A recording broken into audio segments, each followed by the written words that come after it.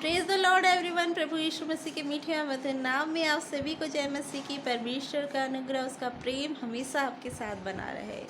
प्रियो, फिलोमोन नाम जो है बाइबल में दिया हुआ है नए नियम में, वो एक ऐसा व्यक्ति के बारे में, ऐसे व्यक्ति के बारे में बताया गया है जो कि परमेश्वर का भय मानने वाला व्यक्ति था और प्रभु यीशु मसीह को अपना उद्धारकर्ता मानता था। वो एक मसीही व्यक्ति था, लेकिन उसके जीवन में एक घटना घटी, जिससे हम सीख सकते हैं कि हम कैसे अपने जीवन में, अगर हमारी लाइफ में अगर ऐसा सिचुएशन है, इवन सब की लाइफ में ऐसा सिचुएशन लाइफ में कभी ना कभी, एक बार दो बार कई बार आता है, तो हम उस सिचुएशन को कैसे हैंडल कर सकते हैं। जो फिलोमोन था, उसका एक दास हुआ करता था जिसका नाम था उनेसिमुस। वो जो दास था वो फिलोमोन के घर से भाग जाता है। और उस समय प्रियो ऐसा था, उस समय क्या आज की डेट में भी आपके घर में कोई सर्वेंट है या फिर कोई ऐसा काम करने वाला है, बिना बताए आपके घर से भाग जाता है, चला जाता है, तो वो उसे हम भी अच्छा नहीं समझते। हम भी चाहते हैं कि अगर कोई हमारे घर में काम कर रहा है और वो कहीं जा रहा है तो वो हमें बता के जाए। तो उस समय तो इन बातों को और भी ज़्यादा गहराई से लिया जाता था। तो वो जो दास था वो क्या करता है, वो फिलेमोन के घर से चला जाता है, भाग जाता है। वहाँ से वो भागने के बाद कैसे भी करके पता नहीं, अचानक से वो क्या होता है कि वो पौलुस के संपर्क में आ जाता है। और जब वो पौलुस के संपर्क में आता है तो उसका जीवन बदलना तो तय था प्रियो। आप सभी जानते हैं उसका जीवन बदलना तय था, क्योंकि पौलुस हमारे एक ऐसे शिक्षक में से हैं जिसे परमेश्वर ने, प्रभु यीशु मसीह ने दर्शन दे के पुकार कर उसके जीवन में अपने आप को प्रकट किया था। और उसके बाद उसे वो कैसे प्रभु के पीछे दीवाने हुए पौलुस हम सभी जानते हैं। और किस तरीके से वो वचन को सुनाते थे, सुसमाचार को हर एक लोगों तक पहुंचाते थे, किस बोझ के साथ में और कितने प्रेम के साथ में वो इतने ज़्यादा प्रभु यीशु मसीह से प्रेम करने लग गए थे।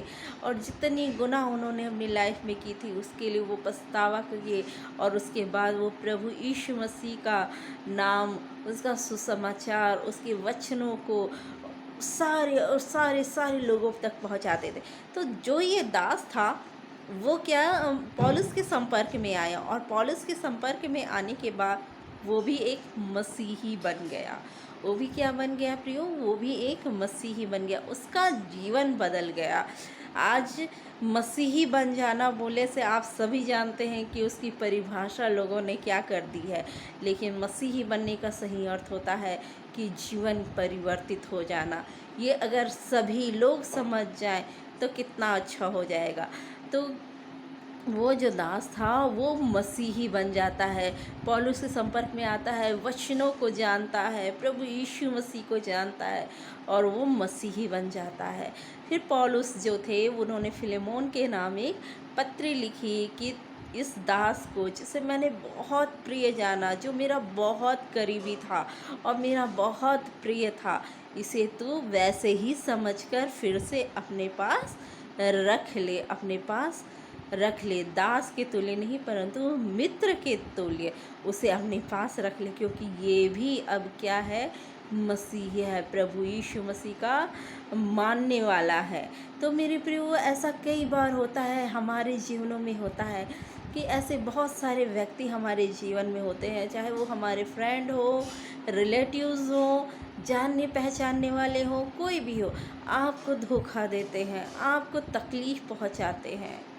लेकिन याद रखिए प्रियो, जैसे आपका और मेरा जीवन बदला है, क्या हम शुरू से सच्चे थे? क्या हम शुरू से अच्छे थे?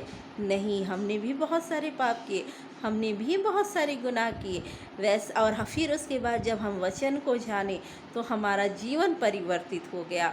जब हम वचन को जानते हैं तो हमारा जीवन किस तरीके से परिवर्तित हो जाता है, आप और मैं अच्छी तरीके से जानते हैं।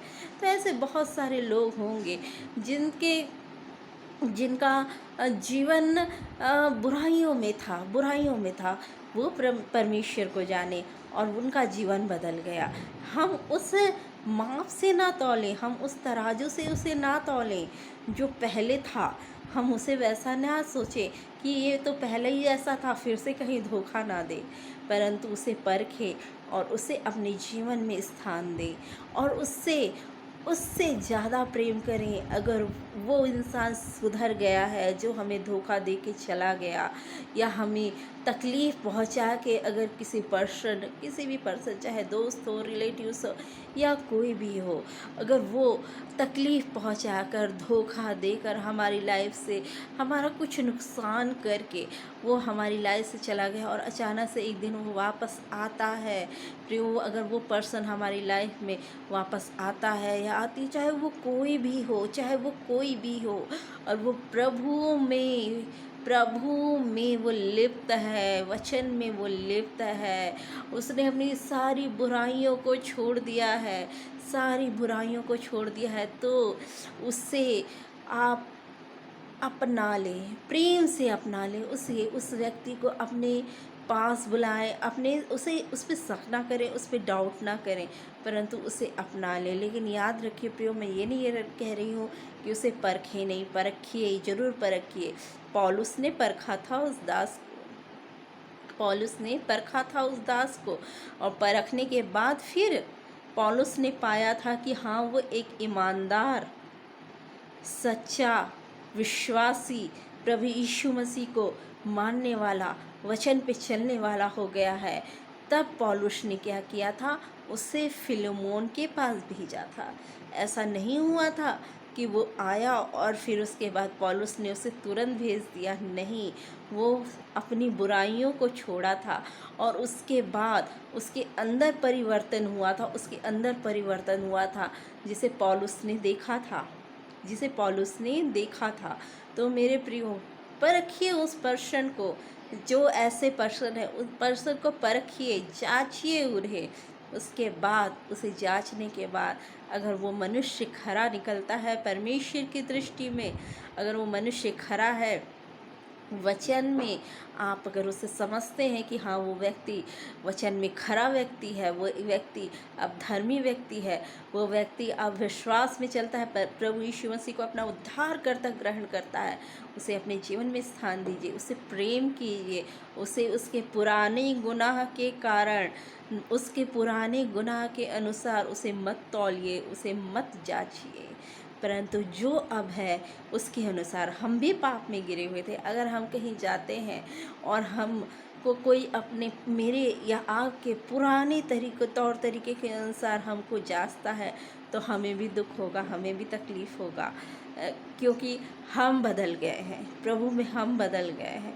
वैसे ही अगर वो पर्सन बदल गया है तो फिर उसे अपने जीवन में स्थान दीजिए, रेस्पेक्ट दीजिए। वचन कहता है कि एक दूसरे को बढ़कर आदर दो, एक दूसरे को बढ़कर प्रेम करो। तो मेरे प्रियो, आप कोशिश कीजिए कि सामने वाला आपसे कितना प्रेम करता है, आप कोशिश कीजिए कि आप उससे अधिक प्रेम करें। सामने वाला आपको कितना आदर देता है, आप कोशिश कीजिए कि आप उसे उससे ज़्यादा आदर दें। क्योंकि हर एक बात जो हम करते हैं प्रियो, याद रखिए, सारी बातें हमारी, हम चाहे जो करें, वो केवल परमेश्वर को आदर और महिमा देने वाली हो। आप इस बात को याद रखिए, हम चाहे जो कार्य करें, हम इस बात को हमेशा स्मरण रखें कि हमें कोई देख रहा है, परमेश्वर हमें देखते हैं।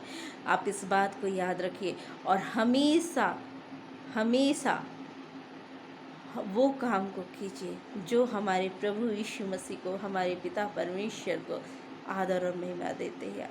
अपनी चाल चलन को हम ऐसा रखें कि हमारी चाल चलन से परमेश्वर को आदर और महिमा मिलती है।